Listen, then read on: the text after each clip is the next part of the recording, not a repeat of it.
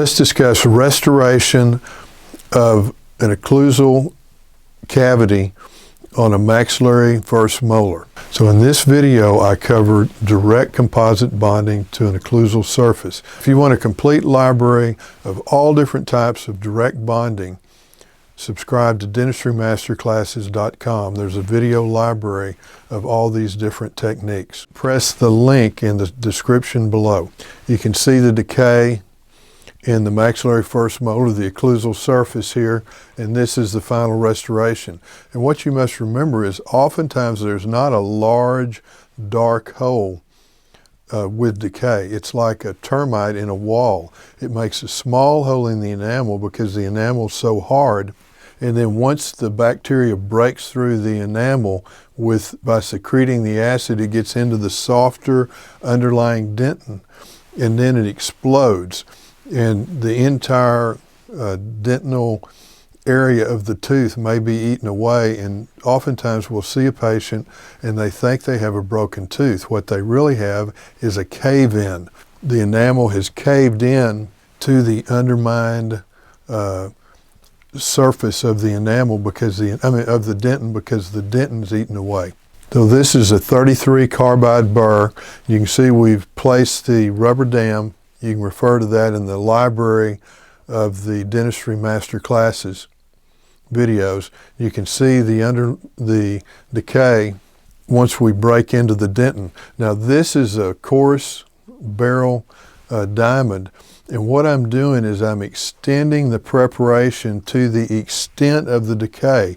You don't want any undercuts, because you may not remove all the decay if that happens. So you want to prep the tooth so that you've prepped to the marginal extent of the decay. Now I've prepped to the marginal extent of the decay. This is a number 6 carbide round burr on a slow speed handpiece, and this will only remove decay. But it's very important you don't have any undercuts that you're trying to go in this way and remove the decay. You want the initial preparation to extend to the limit of the decay throughout the prep. It's kind of light pressure. Now I'm checking with an explorer to be sure all the decay is gone. There may be some dentinal discoloration.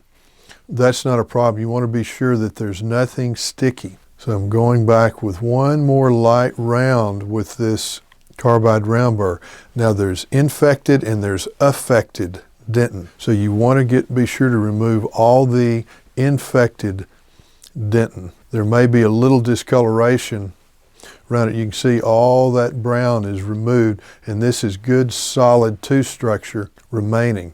Now this is I don't know if this is of consequence or not, but I like to place a cotton ball soaked in isopropyl alcohol in the preparation once I feel that all the decay is removed. Just in case there's a bacteria or two remaining, they're going to be nuked. They're going to be gotten rid of. So I leave this for about 2 or 3 minutes, maybe while I check a hygiene patient. This is just a cotton ball soaked in isopropyl alcohol. Then I remove that, and then I'm etching with 38% phosphoric acid. And you etch the enamel for 30 seconds to a minute and the dentin for 15 seconds. Now what if you've got enamel and dentin? Put the etch on the enamel first and leave it for 30 to 45 seconds. Then during the last 15 seconds, squirt the etch on the dentin. If you etch the dentin much more than 15 seconds, the dentinal tubules will collapse and you won't get the hybrid layer, that part that makes the bond between the tooth and the composite so strong. So don't etch the dentin more than about 15 seconds. Then I'm going to rinse it very well and then place the primer adhesive and just soak it in primer adhesive. Then I like to put a 2x2 over the prep and blow the excess primer adhesive into the 2x2. It's very important that you blow the excess primer adhesive away so that there's nothing in the prep that's moving. None of the primer adhesive is moving, because if you don't do that, there's acetone or alcohol carrier that is in the primer adhesive, and you want to blow that away, because if you don't, it can weaken the bond. So blow it into this 2x2 so that nothing is wiggling in the prep, and then cure the primer adhesive for about 5 to 10 seconds. Doesn't take long at all. Before you place the filled resin. Now this is very important. Always cure the primer adhesive before you place the filled resin. The only time that's not the case is if you're placing a veneer. With a veneer, you don't cure the primer adhesive before you've placed the veneer with the composite, the veneer luting composite. But any other time, if you're doing direct composites, always cure the primer adhesive before you place the filled resin. Now this is a highly filled resin. This is 3M Filtech Supreme. This is such a handy instrument, this ball burnisher. This is perfect for composite placement.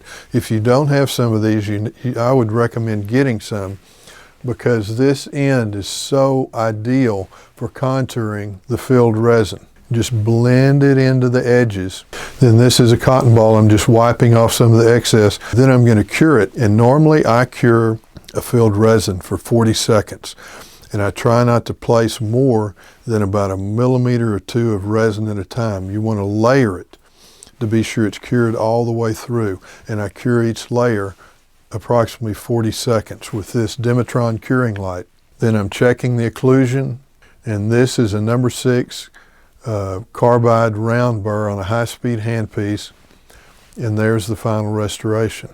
The key points here: be sure you remove all the decay and prep the tooth in the enamel to the extents of the decay, so it's not undercut like this. Prep the enamel so that you've got straight line access to the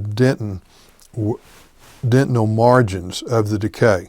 Get rid of all that decay out to the extent of the prep. The other thing that's a very important part is be sure you blow off all the excess primer adhesive onto the 2x2, and then you cure the primer adhesive before placing the filled resin. That's the dental minute. These techniques work, and they work every time.